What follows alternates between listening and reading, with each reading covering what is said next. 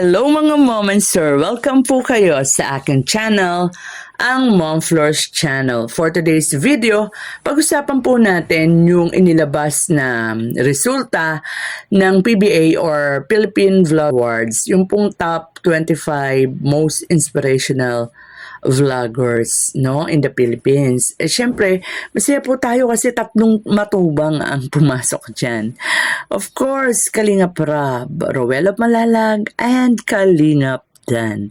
Syempre, kung masaya tayong nasa Kalingap community, natural, ang pinakamasaya dyan ay si Kuya Val, ang founder ng Kalingap. By the way, wag po natin kakalimutan na ang Kalingap po ay hindi na basta-basta community na lang kasi di po ba kasama ang Kalingap sa most influential group dyan. So, wow, bigati na talaga ang mga Kalingap. And, ayun nga po, balik tayo doon sa pagiging kasama sa top 25 nitong tatlong mga guwapong matubang na ito. Siyempre, tuwan-tuwa niyan si Kuya Val, proud na proud yan.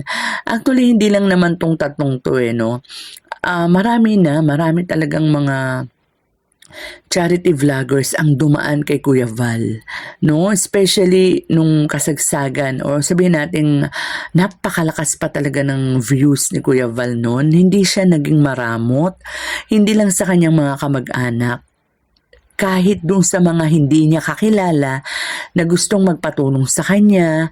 Hindi nagdamot si Kuya Val, binuksan niya ang pintuan, 'di ba? Pati kaldero binuksan niya, pati wallet niya binuksan niya para sa kanila. And sa ngayon, unti-unti nang hina-harvest, or sabihin nating nagbubunga na itong ginawang pagtatanim, ni Kuya Val dito sa mga ito. Kasi ang dami-dami na kalat na sa ating buong bansa yung mga tumutulong na galing sa Kalingap, natatakalingap, 'di ba? And ang nakakatuwa yung hindi naman natin syempre kumbaga hindi naman natin syempre inaasahan na ganun kabilis yung magiging tagumpay ni Rab. Super bilis talaga. And syempre bukod dun sa tulong ni Kuya Val, aminin na natin na talagang meron din sariling karisma itong si Kalingap Rab. Bukod syempre dun sa kanyang kagandahang lalaki, and by the way, number 2 si Kalingap Rab sa most handsome charity vlogger. Syempre kung tayo nga ang tatanungin, 'di ba? Tayong mga nasa Kalingap, number 1 si Rab, 'di ba? Na talaga namang gwapong-gwapo, 'di ba? So kumbaga, I love our own. We love our own. So ayan. And ang bilis nga, tulad ng pinag-uusapan natin kanina, ang bilis talagang umangat ni Rab. Kasi alam mo si Rab, bukod dun sa karisma niyang, kagwapuhan niya, meron siyang meron siyang diskarte. Madiskarte siya. And hindi yung basta lang siya tulong. Ginagamitan niya ng strategy talaga. Kaya si Rab, kung naglalaro lang siya sa 1 or 2 bilang most viewed channel, at silang dalawa nga ni Pugong Biyahero sa most viewed channel, kasi marami siyang estratehiya, maraming maraming baon si Kalingap Rab. And nakakatuwa naman. At itong mag-ama na to, ang mag-amang matubang, madaming naiimpluwensyahan, at kasama na nga dito, kasama na ni Kalingap Rab sa top 25 si Rowell at saka si Kalingap Dan. Nakakatuwa talaga. Ako natutuwa talaga sa kanila kasi alam mo naman, avid follower ako ng mga yan, kaya natutuwa tayo na nakikita natin na nagiging matagumpay sila. So ayun na nga po, tulad ng pinag-uusapan natin kanina, kalat na nga po talaga yung yung ginagawang pagtulong ng Kalingap.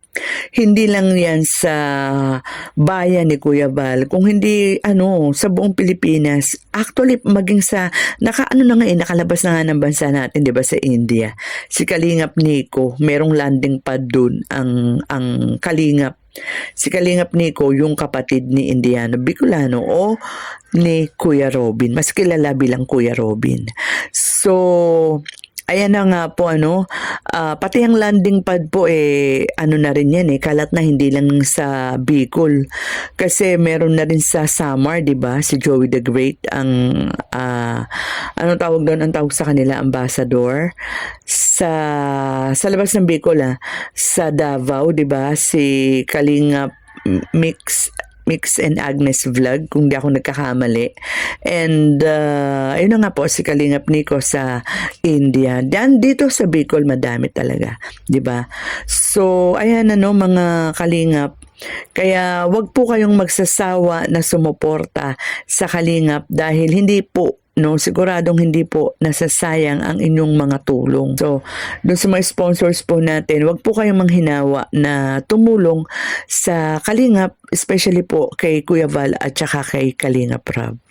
So, ayan po mga Kalingap, muli po congratulations sa mga matubang Kalingap Rob, Rowell of Malalag, and Kalingap Dan.